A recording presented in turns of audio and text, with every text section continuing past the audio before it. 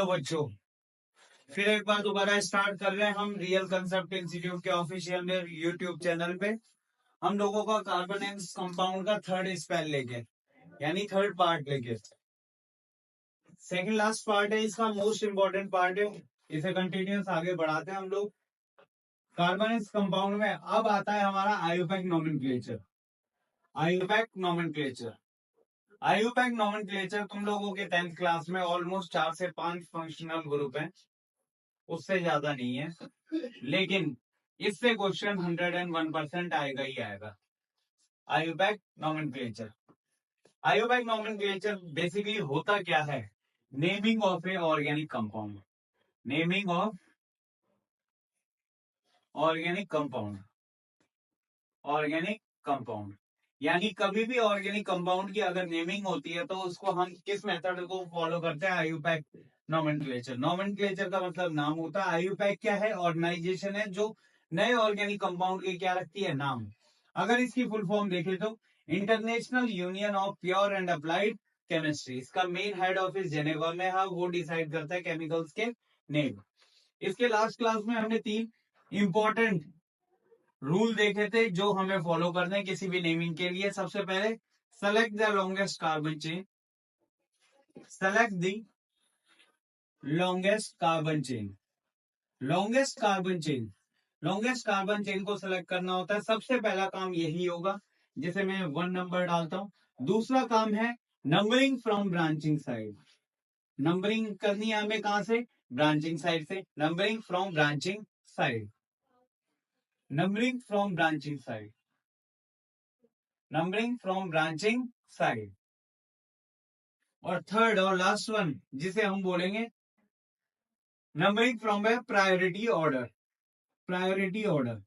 Priority order में हमेशा priority दी जाती है किसको? फंक्शनल ग्रुप को। उसके बाद डबल बॉन्ड और ट्रिपल बॉन्ड को दी जाती है। लास्ट में प्रायोरिटी दी जाती है किसे? सब्स्टिट्यूएंट को। सब्स्टिट्यूएंट को प्रायोरिटी दी जाती है। मेन कौन से फंक्शनल ग्रुप है, उनकी नेमिंग क्या है, उनके सफिक्स क्या है, वो देखेंगे। लास्ट क्लास में हम लोगों ने देखा था अगर कार्बन की लॉन्गेस्ट चेन होती है तो अगर सिंगल कार्बन चेन रहती है तो हम उसे बोलते हैं मीथेन। फिर ethane, propane, butane, pentane, hexane, heptane, octane, नोनेन और डेकेन। इधर हम देखेंगे फंक्शनल ग्रुप कौन कौन से होंगे। फंक्शनल ग्रुप का प्रीफिक्स क्या है? प्रीफिक्स का मतलब जो नाम के आगे लगता है। और फंक्शनल ग्रुप का सफिक्स क्या है? बिल्कुल हमारी खुद की नेमिंग की तरह। पीछे सरनेम जो लगता है वो हमारे लिए सफिक्स होगा, जो आगे नाम होता है वो प्रीफिक्स। अब देखो जनरल बात जो हम करेंगे, सबसे पहला इंपॉर्टेंट फंक्शनल ग्रुप है carboxylic acid. Carboxylic acid. Carboxylic acid का जो फॉर्मूला होता है उसे बोलते हैं COOH। और इसका प्रीफिक्स यूज होता है कार्बोक्सी। इसका सफिक्स यूज होता है oic acid. Oic acid. Oic acid का मतलब होता है कि पीछे हम जब भी नाम के पीछे लगाएंगे तो ओइक एसिड लगाएंगे। सबसे सिंपल एग्जांपल लेते हैं, एग्जांपल भी साथ साथ में बता देता हूं।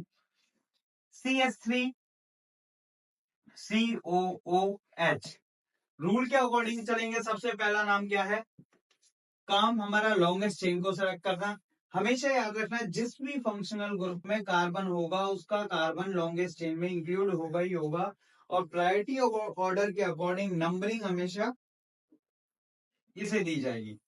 तो 2 कार्बन की लॉन्गेस्ट चेन को हम क्या बोलते हैं? इथेन। तो इथेन प्लस ओइक एसिड नाम बन जाएगा इथेनोइक एसिड। ये हमारा है प्रीफिक्स, ये हमारा है सफिक्स।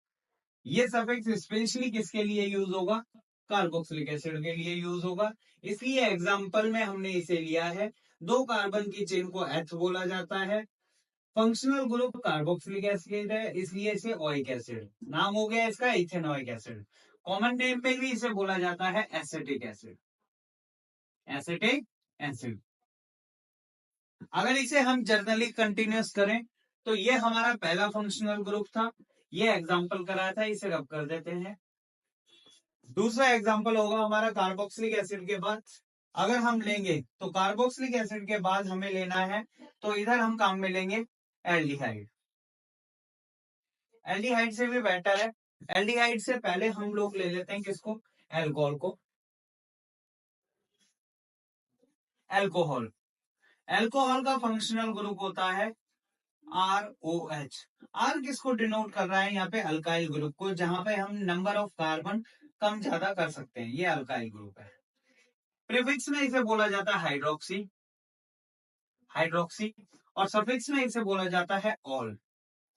यानी एक कार्बन की चेन होगी, जैसे मान लो ये हमारे पास 3 कार्बन की चेन है, ये लॉन्गेस्ट चेन सेलेक्ट करी, प्रायोरिटी ऑर्डर में ब्रांच है नहीं हमारे पास, मान लो ब्रांच भी है तो branch numbering from branching side, और उससे भी ज्यादा प्रायोरिटी ऑर्डर किसे देंगे?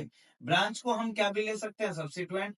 तो अगर फंक्शनल ग्रुप प्रेजेंट है तो सीधा प्रायोरिटी ऑर्डर को चेक करो, वहीं से नंबरिंग होगी 1 2 3। अब देखो 2 पर एक कार्बन की है, सिंगल कार्बन को मेथ बोला जाता है, इसलिए नंबरिंग होगी 2 मिथाइल। 2 पर एक कार्बन है इसलिए 2 मिथाइल प्रोपेनॉल। 2 methyl propanol. बच्चों 3 कार्बन की लॉन्गेस्ट चेन है इसलिए प्रोपेन प्लस ऑल प्रोपेनॉल, और सेकंड कार्बन पे एक कार्बन की ब्रांच है इसलिए 2 मिथाइल प्रोपेनॉल। ये हमारा दूसरा फंक्शनल ग्रुप था। तीसरा फंक्शनल ग्रुप होगा हमारा एल्डिहाइड। एल्डिहाइड, एल्डिहाइड का जो फंक्शन फॉर्मूला होता है उसे बोलते हैं RCHO। ये रहता है RCHO, इसको बोला जाता है ऑक्सो, और इसका सफिक्स होता है अल। अल यानी वही कार्बन चेन अगर हम ले लें और इसको हमने CHO कर दिया तो देखो फंक्शनल ग्रुप केवल हमने चेंज करा है, तो यानी सफिक्स प्रीफिक्स हमारा सेम रहेगा, लेकिन सफिक्स में क्या OL की जगह AL लग जाएगा, तो ये क्या बन जाएगा? प्रोपेनल। 2 मिथाइल, 2 पर क्या है? मिथाइल, लेकिन सफिक्स चेंज हुआ है इसलिए प्रोपेनल, 2 मिथाइल प्रोपेनल। फोर्थ जिसको हम देखेंगे इसकी नेमिंग, ये फंक्शनल ग्रुप है हमारा कीटोन, जिसे हम बोलेंगे C डबल बॉन्ड O। इसके लिए भी प्रीफिक्स हम काम में लेंगे ऑक्सो, लेकिन सफिक्स ऑन। बच्चों देख लो इन प्रीफिक्स का यूज जनरली हम कब करते हैं? जब हमारा दो फंक्शनल ग्रुप साथ में आते हैं, लेकिन ये नेमिंग तुम्हारी नहीं आएगी, जनरल सिंपल नेमिंग आएगी। कीटोन, अब कीटोन के केस में हम देखते हैं कीटोन होता है पॉलीवेलेंट फंक्शनल ग्रुप। इस तरह से इसको देखते हैं, जहां से हमारी फंक्शनल ग्रुप पहले आएगा वहीं से नंबरिंग कर देंगे 1 2 3 4। 4 कार्बन की लॉन्गेस्ट चेन है तो हम इसे क्या बोलेंगे? सेकंड पोजीशन पे हमारा कीटोन है इसलिए हम बोल सकते हैं इसे 2 ब्यूटेनॉन। 2 ब्यूटेनॉन, 1 सफिक्स आएगा क्योंकि हमारा कीटोन है इसलिए 2 ब्यूटेनॉन, या फिर ब्यूटेन 2 ऑन, ब्यूट 2 ऑन, 2 ब्यूटेनॉन या ब्यूट 2 ऑन। ये हमारा फंक्शनल ग्रुप है कीटोन। ये मेन फंक्शनल ग्रुप है हमारे कार्बोक्सिलिक एसिड, अल्कोहल, एल्डिहाइड और कीटोन। ये मेन चीजें हैं जो हमें याद रखनी है। बाकी हमने अनसैचुरेटेड हाइड्रोकार्बन, एल्कीन, अल्काइन वगैरह वो लास्ट क्लास में देख लिए थे कि उनकी नेमिंग किस तरीके से होगी। तो ये थी हमारी आयोपैक नॉमेनक्लेचरिंग, बहुत इंपॉर्टेंट चीज है, और ये चार्ट तो सबसे ज्यादा इंपॉर्टेंट है, जहां पे तुम्हें 4 फंक्शनल ग्रुप, कार्बोक्सिलिक एसिड उसका सफिक्स होगा ओइक एसिड, अल्कोहल उसका सफिक्स होगा ऑल, एल्डिहाइड उसका सफिक्स होगा एल, कीटोन और उसका सफिक्स होगा ऑन। ये तुम लोगों को याद रखना है। अब हम इसी चैप्टर के इसी के बाद वाला पोर्शन है जिसमें हम बात करेंगे टाइप्स ऑफ रिएक्शन की, जो कि इसमें इंपॉर्टेंट रिएक्शन है कार्बन एंड कंपाउंड में। वो इंपॉर्टेंट 4 तरह के रिएक्शन है, उनको हम एक बार डिस्कस कर लेते हैं कौन कौन सी रिएक्शन है, उनको एक साथ ही कवर करने की देखते हैं। टाइप्स ऑफ रिएक्शन में इंपॉर्टेंट रिएक्शन, सबसे पहली है combustion reaction. Combustion reaction, combustion reaction तुम लोगों ने पहले भी पढ़ी हुई है फर्स्ट चैप्टर में। किसी भी हाइड्रोकार्बन को अगर हम बंद करेंगे इन प्रेजेंस ऑफ ऑक्सीजन, कोई भी हाइड्रोकार्बन हमने ले लिया मीथेन, इसको अगर हम बंद करते हैं इन प्रेजेंस ऑफ ऑक्सीजन तो हमेशा हमारा बाई प्रोडक्ट में बनेगा CO2 प्लस H2O। तो कंबशन रिएक्शन बोली जाती है, कैसी रिएक्शन है? कंबशन रिएक्शन में निकलने वाली एनर्जी ये है, और इसे हम बंद करेंगे किसकी प्रेजेंस में? ऑक्सीजन की प्रेजेंस में। हीट इसमें होगी तो ये कैसी रिएक्शन होगी? एक तरह से एक्सोथर्मिक रिएक्शंस होंगी, एक्सोथर्मिक रिएक्शंस, कंबशन रिएक्शन। किसी भी हाइड्रोकार्बन को जलाने के लिए बात करेंगे, इसको बैलेंस करना बहुत जरूरी है। बैलेंस तुम लोग देख ही रहे हो, बैलेंस का वही तरीका, कार्बन को बैलेंस करेंगे, 1 1 हो गया। हाइड्रोजन देखो, इसमें हाइड्रोजन बैलेंस हो गया, ऑक्सीजन भी अब बैलेंस हो गया। 4 ऑक्सीजन है, 4 ऑक्सीजन हो गए, और 4 हाइड्रोजन है, 4 हाइड्रोजन हो गए, सिंगल कार्बन हो गया। तो ये है हमारी कंबशन रिएक्शन। दूसरी रिएक्शन जो हम देखेंगे वो होगी कौन सी? Oxidation reaction. Oxidation reaction, oxidation reaction में बेसिकली होता क्या है, हमने सिंपल मॉलिक्यूल ले लेते हैं कोई भी, CH3 CH2 OH। इसको अगर हम ऑक्सीडाइज करेंगे किसकी प्रेजेंस में, या तो हम केमिनोफोर की प्रेजेंस में इसे ऑक्सीडाइज करें, या हम K2Cr2O7 की प्रेजेंस में इसे ऑक्सीडाइज करें, तो ये अल्कोहल किस में कन्वर्ट हो जाएगा? ये कन्वर्ट हो जाएगा एसिटिक एसिड में। इस रिएक्शन को बोलेंगे हम कौन सी reaction? Oxidation reaction. Third reaction की अगर बात करें तो थर्ड रिएक्शन होगी हमारी हाइड्रोजनेशन रिएक्शन, जिसे हम एडिशन रिएक्शन भी बोल सकते हैं, एडिशन रिएक्शन। एडिशन रिएक्शन की अगर मैं बात करूं तो अगर मैं एल्कीन लेता हूं, मान लो यहाँ पे CH डबल बॉन्ड CH, अगर इसके अंदर हम हाइड्रोजन ऐड कर रहे हैं, किसकी प्रेजेंस में ऐड कर रहे हैं? निकेल की प्रेजेंस में ऐड कर रहे हैं, तो ये हाइड्रोजन बेसिकली बॉन्ड बना लेते हैं किसके साथ? इस कार्बन के साथ। ये क्या बन जाएगा हमारे पास? CH3 और CH3। यानी सिंपल सी बात करें, एल्कीन किस में कन्वर्ट हो जाएगा? एल्केन में कन्वर्ट हो जाएगा।